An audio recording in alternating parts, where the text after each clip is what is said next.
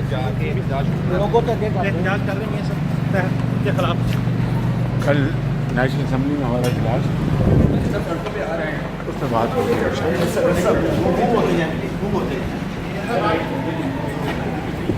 हुकूमत आपके खिलाफ एक्शन ले रही क्या आगे काफ़ी खौफजदा है भाई रास्ता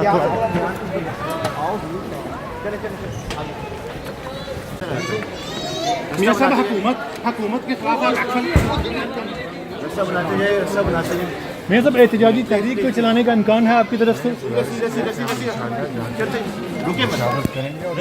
क्या आप गद्दारी के साथ मिलकर तहरीक चलाएंगे? मैं आपको कह चुका हूँ कि तमाम अपोजिशन पार्टी मिलकर मुशावरत करेंगे, फैसला करेंगे।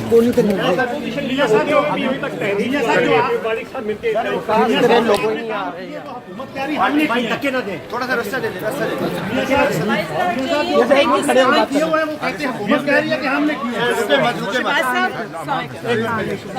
Sorry.